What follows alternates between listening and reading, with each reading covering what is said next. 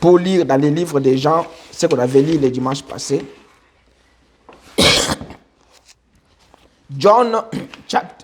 First John, chapter 1, là où j'avais lu le dimanche passé là. C'est là où nous allons lire encore aujourd'hui. Premier épître des Jean, chapitre 1, versets 1 à 4.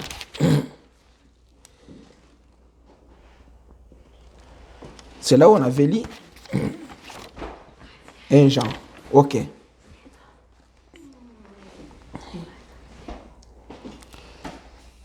Oh, je suis dans Pierre. Ok. Je suis ici. Ok. Voilà, ça c'est Pierre. 1 Jean, chapitre. Ok. 1 Jean, chapitre 1, verset 1 à 4. Ce qui était dès le commencement, ce que nous avons entendu, ce que nous avons vu de nos yeux, ce que nous avons contemplé et que nos mains ont touché concernant la parole de vie. Et la chose a été manifestée et nous l'avons vue et nous lui rendons témoignage. Et nous annonçons la vie éternelle qui était auprès du Père et qui nous a été manifestée. Ce que nous avons vu et entendu, nous vous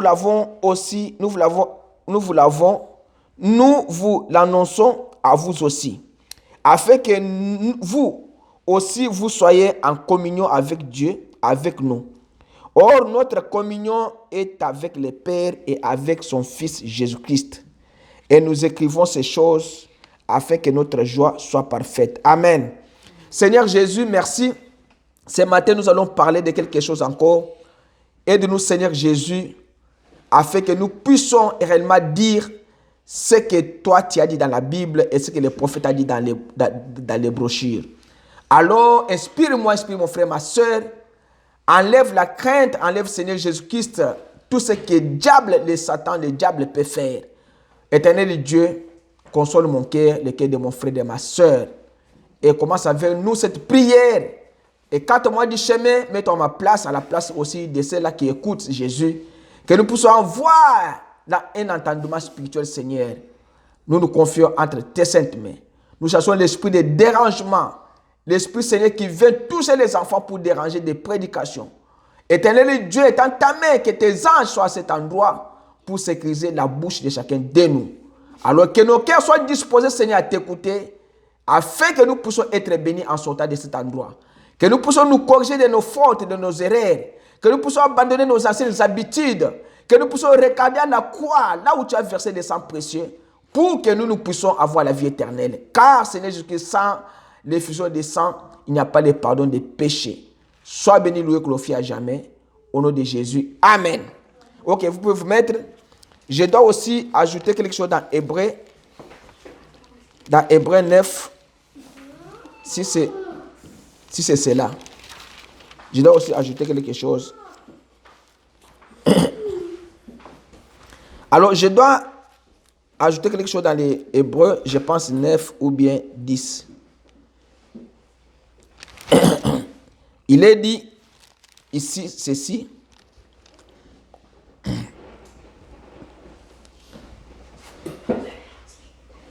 Hébreux, chapitre, je pense 10. Il dit à partir du verset 19.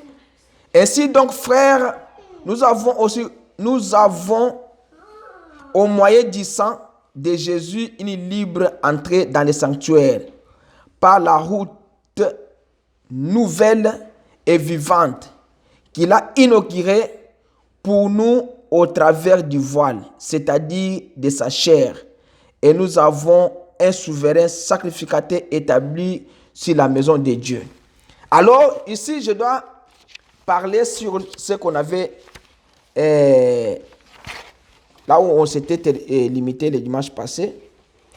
Alors, là où nous avons parlé sur la communion avec Dieu, et nous avons dit que la communion, c'est par le sang de Jésus-Christ. Alors, ici, Nous voulons maintenant parler de cette communion en tant qu'un enfant de Dieu, en tant que les enfants de Dieu.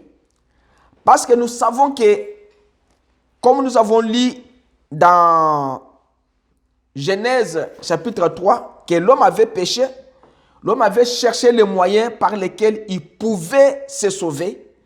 Mais ce que l'homme avait fait, ça ne pouvait pas le sauver. Pourquoi? Parce que la Bible dit que dans Hébreux 9, chapitre 13, verset 9, la Bible dit que car si le sang de taureau et de bouc et la cendre d'une vache répandue sur ceux qui ont souillé sanctifie et procure la pureté de la chair, combien plus le sang de Christ qui par l'Esprit éternel s'est offert lui-même sans tache à Dieu, purifiera-t-il votre conscience des œuvres mortes afin que vous serviez les dieux vivants. Cela veut dire ici que Paul est en train de montrer aux gens que si, comme Jésus l'avait dit aussi, si le sang de taureau et de bouc et la cendre d'une vache répandue sur ceux qui sont souillés sanctifie et procure la pureté de la chair. Mais si à combien plus forte raison, si on applique le sang de Jésus sur les croyants par l'Esprit éternel, alors cet offert lui-même sans tache à Dieu, ce sang-là va purifier, commencer à purifier votre conscience des œuvres mortes afin que vous serviez les dieux vivants. C'est-à-dire quoi? C'est-à-dire ici, Paul est en train de nous montrer que sans le sang de Jésus, même notre conscience est bousillée. Sans le sang d'Emmanuel, personne ne peut être agréable à Dieu. Sans le sang de Jésus, personne ne peut servir Dieu correctement. Parce qu'il a dit, ce sang-là va purifier votre conscience des œuvres mortes afin que vous serviez les dieux vivants. C'est que celui qui est dans le péché, il ne peut pas servir Christ. Il ne peut pas servir les dieux vivants. C'est pourquoi la Bible nous recommande de commencer d'abord par la repentance, chacun de nous, afin de pouvoir avoir le baptême et le baptême du Saint-Esprit qui nous amènera dans le chemin de servir le Seigneur. Alors, ici, la communion, comme nous avons dit dimanche passé, c'est la communion par le sang. Alors, William Branham dit que tant que votre âme n'est pas lavée dans le sang de Jésus-Christ, vous n'aurez jamais communion avec Dieu. Et les gens viennent à l'église, leurs cœurs sont ailleurs. Les gens viennent à l'église pour s'asseoir par formalité. Et parce que ma mère est chrétienne là-bas, parce que mon père est chrétien là-bas, mon père est diacre là-bas, lui aussi part. Et dès qu'il part, il ne part pas pour son salut, il part derrière le salut de son père et de sa mère. Et si quelqu'un vient à l'église comme ça, parce que son mari est prédicateur, parce que son mari est diacre, parce que son père était un bon chrétien, parce que sa maman est une bonne chrétienne, il se trompe parce que le salut est individuel. William Branham dit que ici c'est le problème de l'âme. L'âme qui pêche, c'est celle qui mourra. Ce n'est pas l'âme du voisin qui pêche, c'est l'âme de son voisin qui va mourir. Non. Celui qui pêche, c'est celui qui est puni de la mort. Alors il dit, mon frère, ma soeur, tant que votre âme n'est pas lavée dans le sang de Jésus-Christ, vous n'aurez jamais communion avec lui. Pourquoi vous n'aurez jamais communion? C'est parce que quand votre âme a été lavée dans le sang de l'agneau, toute la malice, la méchanceté va quitter l'homme. L'homme méchant Quand le sang de Jésus lui purifie, la méchanceté va quitter. Et si vous voyez un homme méchant, sachez que cet homme-là n'a pas Dieu en lui.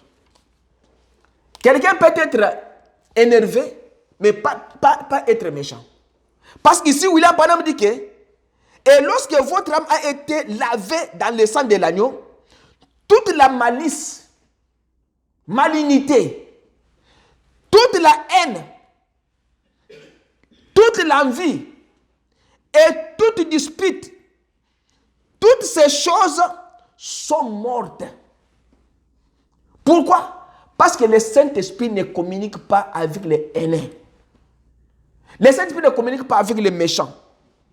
Le Saint-Esprit ne communique pas avec les gens qui se disputent. Même un petit problème, vous vous disputez. Vous vous chamaillez, vous vous changez de parole. Le Saint-Esprit ne communique pas avec les gens qui ont l'envie. Vous enviez les choses d'autrui. Oh, sa voiture là, je l'aime. Oh, moi j'aime sa veste, j'aime ses habits là. Le Saint-Esprit ne communique pas. William Branham dit que tant que votre âme a été lavée dans le sang de l'agneau, toutes ces choses-là sont mortes pour toi. C'est que tu deviens une nouvelle créature. Voilà combien le sang de Jésus est important pour le peuple. L'importance du sang de Jésus sur son peuple, c'est pour enlever toutes les choses du monde. Il dit, c'est la raison pour laquelle aujourd'hui dans nos communions pentecôtistes, dans nos différentes communions du plein évangile, nous avons tant d'histoires. Il y a tant d'opposition et tous les corps que nous formons parce que nos différents ismes et tout. Il dit que, mais la cause même de cela, c'est quoi? Pourquoi nous sommes dans une même église et nous sommes différents? Qu'est-ce qui fait la différence? Il dit que ce qui fait la différence et ce qui cause cela, c'est parce que le cœur de ces personnes n'est pas en ordre avec Dieu. Si ton cœur est en ordre avec Dieu, tu ne peux pas aller détruire ton frère. Je le répète encore. Il dit que toutes ces choses, les ismes, il dit, c'est parce que c'est tiraillé de gauche à droite. Non, moi j'aime celui-ci, moi j'aime celle-là. Commencez à se disputer, commencez à se critiquer, commencez même la violence même, à se changer de paroles. William Branham dit que la cause de toutes ces choses-là dans le milieu des chrétiens, c'est parce que le cœur de ces personnes, de cette personne, n'est pas en ordre avec Dieu. Si ton cœur est en ordre avec Dieu, tu ne peux pas avoir ces choses en toi. La haine, les disputes, la jalousie, l'envie, la débauche, fornication, la sorcellerie, toutes ces choses-là. Vous ingéniez les sorciers, c'est bien. Mais celui qui, comment on appelle ça? Celui qui critique, qui prend des choses dans cette famille pour aller dire dans une autre famille là, il est plus que sorcier. Un sorcier peut avoir la sorcellerie, c'est un esprit. Mais la personne comme ça, c'est une bonne personne. Il ne peut pas sauter avec des histoires ici, il ne peut pas aller avec là-bas. Mais la nuit, il sort, il va faire ses affaires et il ensorcelle les gens. Mais celui qui se dit que je ne suis pas sorcier, qui se dit chrétien, il quitte ici à pied 30 minutes pour aller dans une autre maison, aller critiquer. Je viens là-bas pour qu'on parle. Vous parlez de quoi? Vous parlez d'une autre sœur parce qu'il ne prie pas avec vous. Voyez, William Branham dit que votre cœur n'est pas en ordre avec Dieu. C'est que ton cœur, d'autres on va dire, pour commencer, ton cœur n'est pas en ordre avec Dieu. Dieu désire que nous soyons tous un seul corps quand nous sommes à l'église. Dieu ne veut pas que tu puisses regarder ton frère comme un torchon. Dieu n'a pas dit qu'il faut regarder ta soeur comme toi tu es supérieur à ta soeur. Non. Personne sur la terre n'est supérieur à l'autre. Dieu nous a créés tous ensemble un être complet, chacun de nous. 5 doigts chaque main, 2 bras, 2 pieds, Alors, l'homme est complet, la femme est complète. Il n'y a personne qui est plus que l'autre. Il dit, Dieu veut que nous puissions être un seul corps. Un seul corps de croyants baptisés dans le Saint-Esprit. Il dit que Dieu a étendu un tapis pour accueillir les hommes. Dieu a fait un tapis. Dieu a dit que les hommes et les femmes, mes enfants, moi, le tapis rouge est ici. Comme moi, j'ai marché sur les tapis rouges, vous aussi marchez sur les tapis rouges, venez. Les gens ne veulent pas marcher sur les tapis que Dieu a étendus. Dieu a appelé les gens, venez, goûtez et le terrain est bon. Mais les gens ne viennent pas goûter Dieu. William Branham dit qu'un pasteur qui a le Saint-Esprit, les gens ne vont pas l'aimer. Jamais. Parce qu'il va prêcher les choses que le Saint-Esprit lui communiquera pour votre vie. Alors, comme vous avez une vie de désordre de gauche et de droite, alors votre esprit à l'intérieur là-bas n'aimera pas ce qui sort de la bouche de ces prédicateurs-là. Parce que le prédicateur là est animé par l'Esprit de Dieu et il est censé dire que la vérité que le Saint-Esprit le communique. Mais comme vous avez une mauvaise habitude, quand maintenant cela tape sur votre plaie, au lieu de vous guérir, ça vous empire encore. Parce que vous fuyez et vous ne voulez pas de ça. William Branham dit qu'un pasteur rempli du Saint-Esprit, les gens ne vont pas l'aimer. Parce qu'il fera des choses que le Saint-Esprit lui communiquera. Il dira des choses comme ça. Mais comme vous êtes un voleur, le pasteur ne peut pas prêcher pour voler.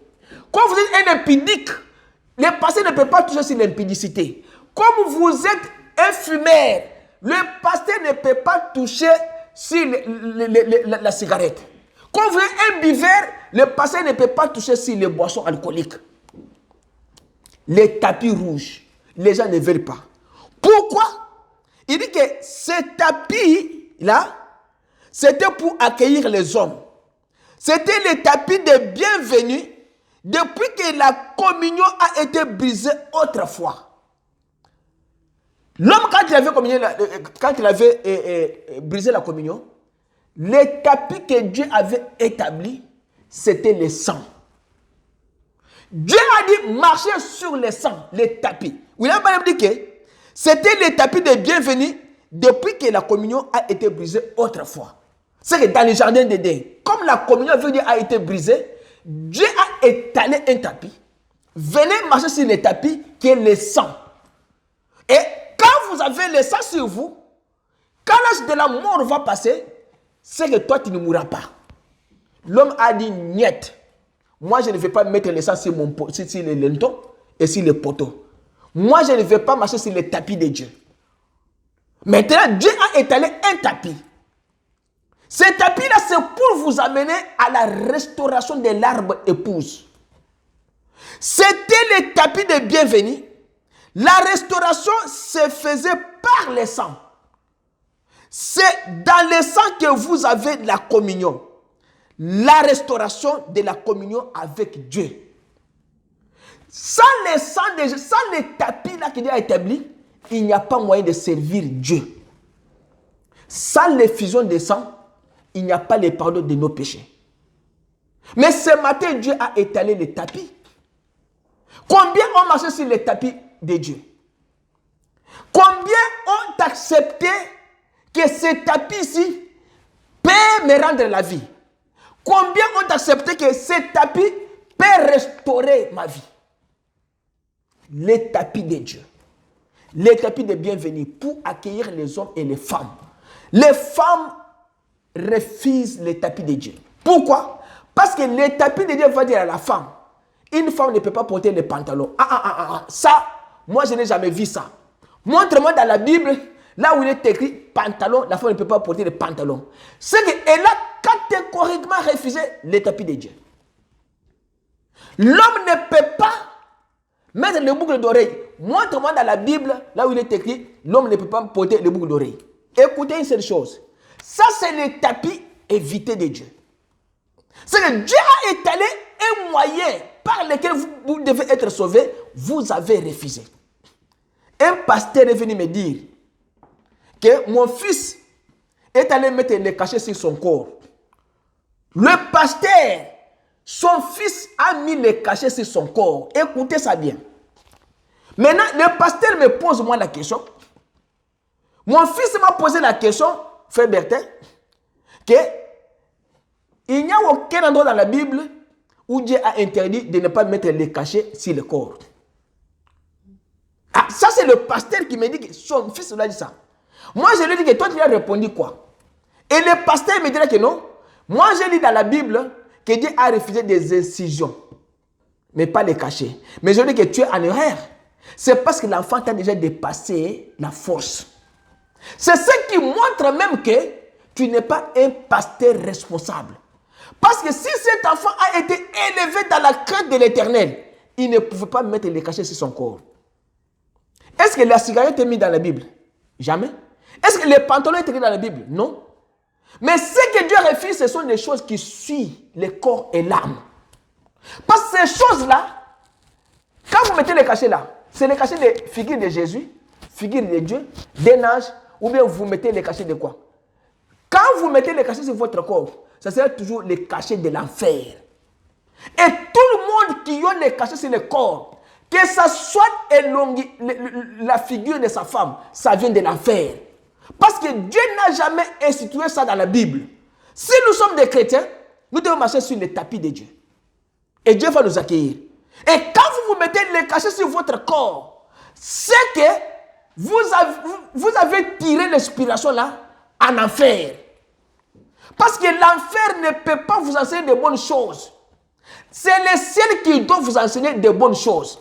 Comment moi je suis pasteur, mon fils sort de ma maison, ma fille sort de ma maison, elle va aller mettre les cachets sur son corps, moi.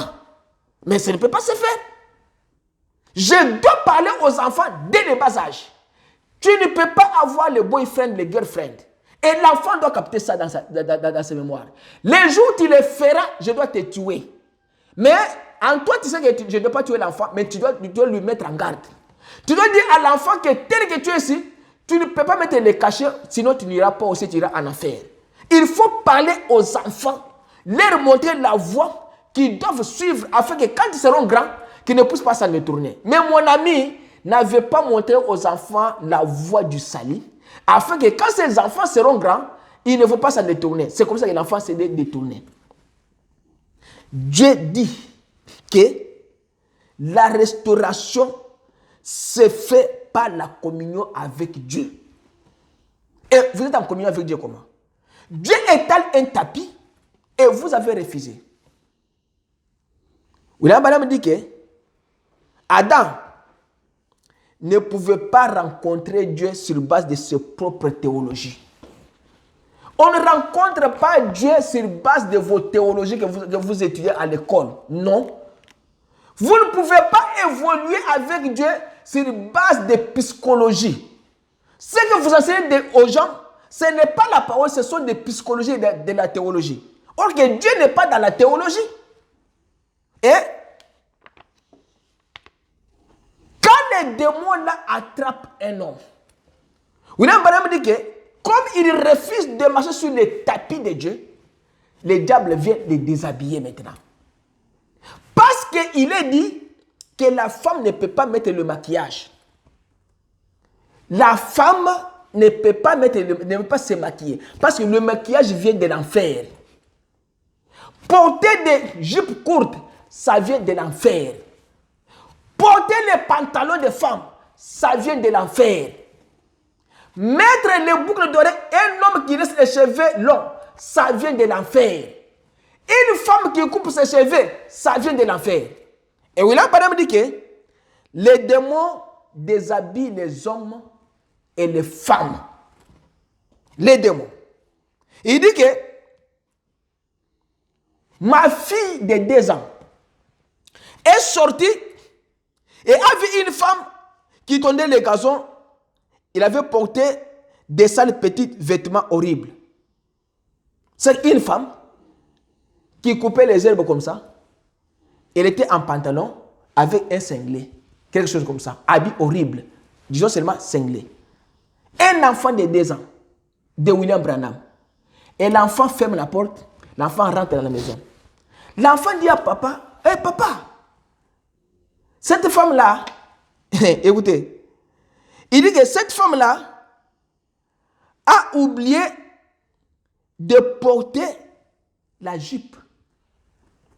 Un enfant de 2 ans sait qu'une femme ne peut pas porter un pantalon. Quand l'enfant a vu seulement cette femme-là avait un pantalon en train de tondre les herbes, l'enfant est rentré dans la maison. Papa, cette femme-là a oublié de porter sa jupe. Même un enfant de 2 ans sait que c'est mal. Mais toi, tu es grand. Tu es une femme responsable. Être une femme responsable. Tu sors en cinglé. Elle sort ici en culotte. Une femme de 60 ans, elle sort en culotte. La nuit, je rencontre des choses, nous les gens qui conduisent la nuit.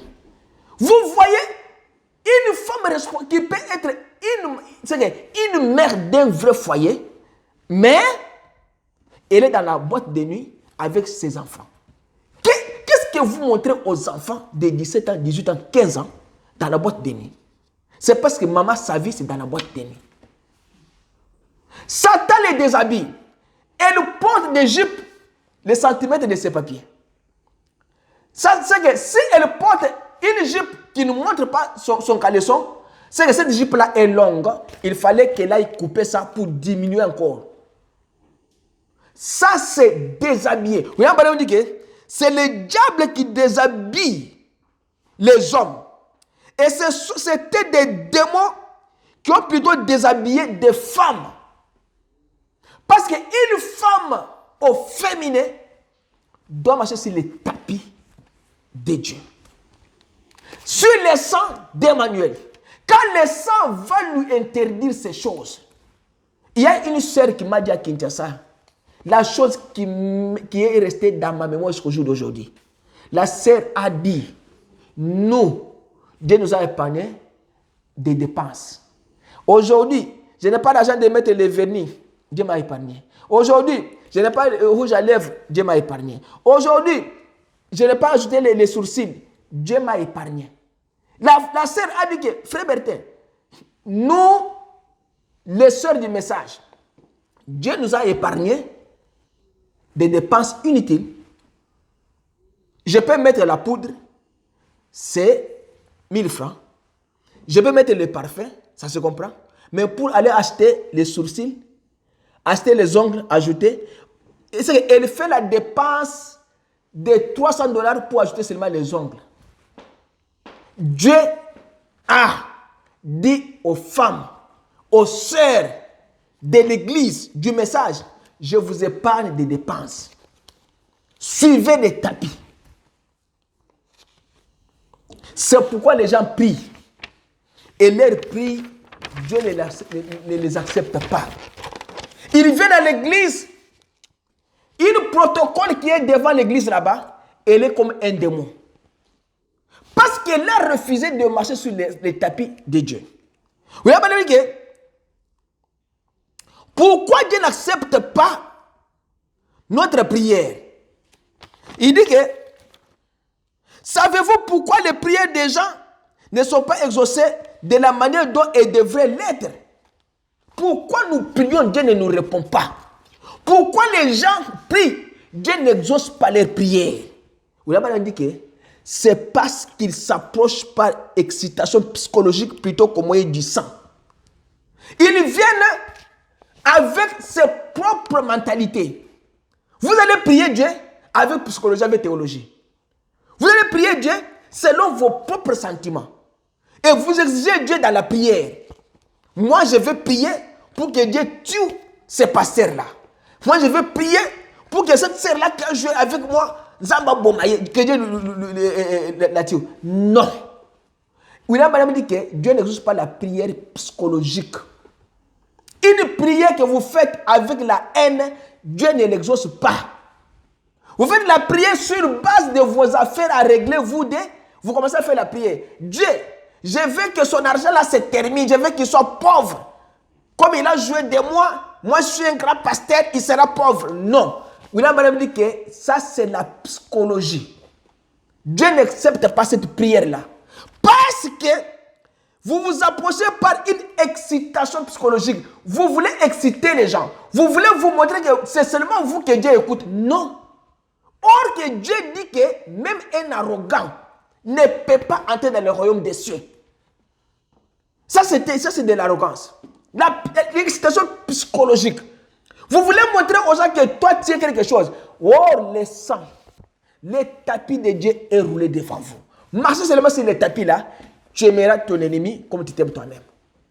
Marchez seulement sur le sang, sur le tapis que Dieu a étalé là. Tu vas aimer ceux qui ne t'aiment pas. Intimider les gens pour avoir que toi tu pries beaucoup. William Branham dit que quand les gens sont comme ça, c'est comme ça même la prière des familles se casse. Parce que quelqu'un se croit que c'est seulement lui. Oh, Dieu n'exauce pas cette prière-là. Il dit que même dans des foyers, les foyers ont abandonné la prière en famille. Il dit que le tapis là, quand Dieu l'a roulé, c'était pour que l'homme marche dessus. Mais l'homme est venu, il a regardé, il a marché pembeni. De l'autre côté, au lieu de marcher sur ça. Il dit que j'allais dans une maison une fois et les enfants se ressemblaient toujours pour la prière familiale. Ça, c'est sous le sang. Que Dieu bénisse cette famille. C'est le lien qui unit.